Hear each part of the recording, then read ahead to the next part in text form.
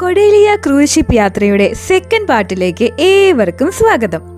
ലക്ഷദ്വീപിനെ ലക്ഷ്യം വെച്ച് നീങ്ങുകയാണ് കേട്ടോ നമ്മുടെ കപ്പല്.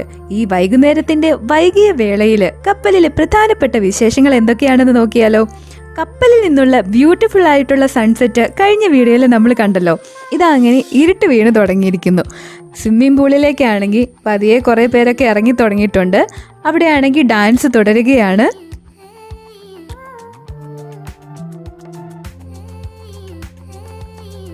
ഞങ്ങൾ അകത്ത് ചുറ്റി നടന്ന് കാണാനായിട്ടൊന്ന് ഇറങ്ങി.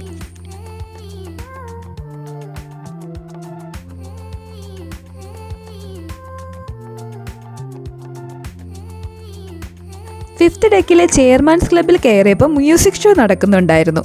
ഹിന്ദി സോങ്സ് ഒക്കെയാണ് അവിടെ പാടിക്കൊണ്ടിരുന്നത്.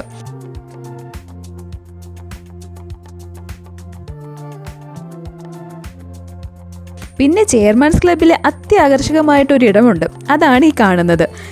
പലതരത്തിലുള്ള ഡ്രിങ്ക്സും ബിവറേജസും ഇവിടെ ലഭ്യമാണ് കേട്ടോ. ഇഷ്ടം പോലെ മേടിച്ച് കുടിക്കാം.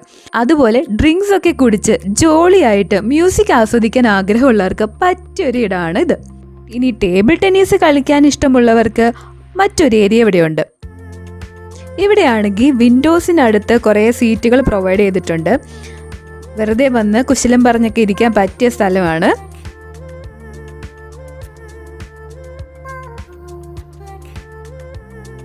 ഇത് ഇതിനകത്തുള്ള ഒരു ഫോട്ടോ ഗ്യാലറിയാണ്. നമ്മൾ കയറി വന്ന സാഗരിക ഫോട്ടോ ഓർമ്മയില്ലേ? അതിൻ്റെ ഫ്രണ്ടിൽ കപ്പലിൻ്റെ ഫോട്ടോയ്ക്ക് മുന്നിലായി വരുന്നവരെ നിർത്തി എല്ലാവരുടെയും ഫോട്ടോ അവരെടുക്കുന്നുണ്ടായിരുന്നു. അവയാണ് ഇവിടെ സ്റ്റിക്ക് ചെയ്ത് വെച്ചിരിക്കുന്നത്. ഇവിടെ നമ്മുടെ ഫോട്ടോയും ഉണ്ട്. നമുക്ക് വേണമെങ്കിൽ അത് മേടിക്കാം. ചോദിച്ചപ്പോൾ നല്ല റേറ്റ് ആയതുകൊണ്ട് ഞങ്ങളത് മേടിച്ചില്ല. സ്വന്തം ഫോട്ടോ ഒന്ന് കണ്ടിട്ട് അതിൽ പാസ് ചെയ്ത് പോയേ ഉള്ളൂ. ഇവിടുത്തെ ഫ്ലോറിങ്ങും ഇന്നത്തെ ഉണ്ണിയുടെ ഷർട്ടും തമ്മിൽ എന്താ ഒരു മാച്ചിങ് എന്ന് നോക്കിയേ.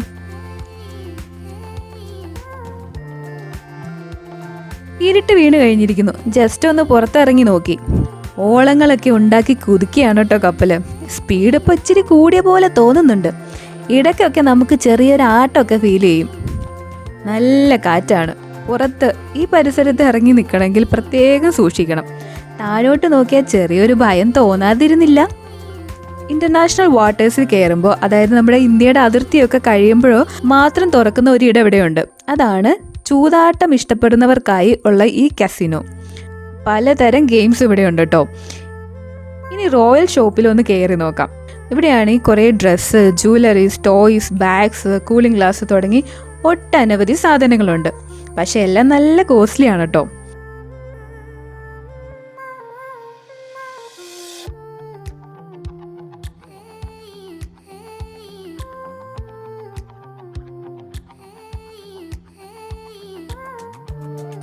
ഈ യാത്രയുടെ ഓർമ്മയ്ക്കായിട്ട് സൂക്ഷിക്കാൻ 2 ഫ്രിഡ്ജ് മാഗ്നറ്റ് മാത്രമാണ് ഞങ്ങൾ മേടിച്ചത്. അതും കുറച്ച് കോസ്റ്റ്ലി ആയിരുന്നു.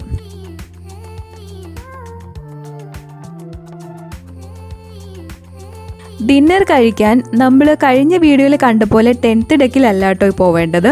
ഒരു 5 സ്റ്റാർ ഹോട്ടൽ സെറ്റപ്പ് ഉള്ള ഈ സ്റ്റാർലൈറ്റിലാണ് ഡിന്നർ. വീണ്ടും നിരവധി ഫുഡ് ഐറ്റംസ് ആണ് നമുക്ക് മുന്നിൽ നിരത്തി വെച്ചിരിക്കുന്നത്. ഇഷ്ടംപോലെ സീറ്റുകളും ഉണ്ട്.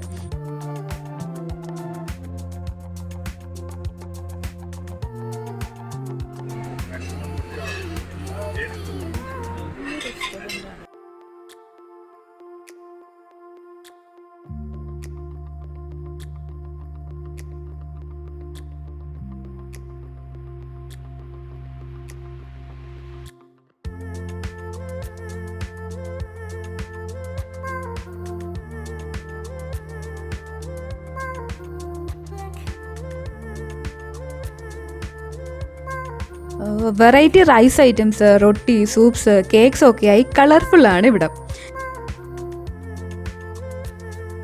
ഞാനൊരു ചിക്കൻ സൂപ്പിൽ തുടങ്ങി. പിന്നെ കുറച്ച് റൈസും പനീർ കറി, ഫിഷ് കറി, കുറച്ച് പച്ചക്കറി ഒക്കെയാണ് എടുത്തത്. സ്പൂണും ഫോർക്കൊക്കെ ഉപയോഗിച്ചൊന്ന് കഴിച്ചു നോക്കി.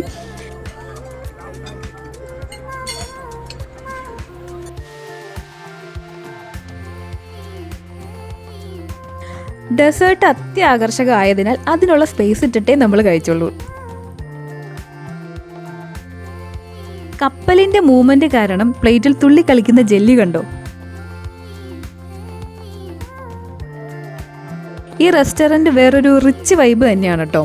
ഫുഡ് കഴിഞ്ഞ് ഞങ്ങൾ പോയത് ബല്ലേ ബല്ലേ എന്നൊരു ഷോ കാണാനായിട്ട് 6th ഡെക്കിലെ മാർക്യൂ തിയേറ്ററിലാണ്. വളരെ കളർഫുള്ളും എൻ്റർടൈനിങ്ങും ആയിട്ടുള്ള ഒരു മ്യൂസിക്കൽ ഡ്രാമയായിരുന്നു ഇന്ന് അവിടെ ഉണ്ടായിരുന്നത്. ഷോ നല്ല രസമുണ്ടായിരുന്നു കേട്ടോ. കഴിഞ്ഞപ്പോഴേക്കും ഏകദേശം ഒരു 11 മണിയൊക്കെ കഴിഞ്ഞിരുന്നു. പിന്നെ ഞങ്ങൾ വെറുതെ 10th ഡെക്കിൽ എന്തെങ്കിലും ഉണ്ടോയെന്നറിയാൻ പോയി നോക്കി. കപ്പലിന്റെ മൂവ്മെന്റ് അനുസരിച്ച് ഓളം വെട്ടിക്കൊണ്ടിരിക്കുന്ന വിജനമായ സ്വിമ്മിംഗ് പൂളായിരുന്നു അവിടെ കണ്ടത്. പിന്നെ നേരെ ഉറങ്ങാനായിട്ട് റൂമിലോട്ട്. ഈ വീഡിയോയുടെ പാർട്ട് 1 കമന്റ് സെക്ഷനിൽ ആൻസൺ മാത്യു എന്ന അക്കൗണ്ടിൽ നിന്ന് വൈഫൈ ഇല്ലാതെ എങ്ങനെയാണ് കോള് ചെയ്യുന്നതെന്ന് ചോദിച്ചിരുന്നു. ചേട്ടാ, അതൊരു നല്ലൊരു ഒബ്സർവേഷനാണ്, നല്ല ക്വസ്റ്റ്യൻ ആണ് കേട്ടോ. അപ്പം ഞങ്ങൾ എന്താ ചെയ്തതെന്ന് വെച്ചാൽ, തീരം വിട്ട് കഴിഞ്ഞാൽ ഒന്നിന് റേഞ്ച് കിട്ടില്ല എന്നതാണ് സത്യം. ഞങ്ങൾ കൊച്ചി തീരം വിടുന്നേ മുന്നേ വീട്ടിലോട്ടൊക്കെ വിളിച്ചു. പിന്നെ നെക്സ്റ്റ് ഡേ ലക്ഷദ്വീപിൽ എത്തിയപ്പോഴാണ് BSNL റേഞ്ച് കിട്ടിയത്. അപ്പോഴാണ് പിന്നെ കോളൊക്കെ ചെയ്തത്. അത്യാവശ്യമെങ്കിൽ വൈഫൈ എടുത്താൽ പ്രശ്നമൊന്നുമില്ല, എപ്പോൾ വേണേലും വിളിക്കാം. അപ്പോൾ ഞങ്ങളുടെ ഡേ 1 ഇവിടെ തീരുകയാണ്. ലക്ഷദ്വീപ് വിശേഷങ്ങളായിട്ട് അടുത്ത എപ്പിസോഡിൽ കാണാം. അപ്പോൾ വീഡിയോ ഇഷ്ടപ്പെട്ടാൽ സബ്സ്ക്രൈബ് ചെയ്യുക. ടാറ്റാ.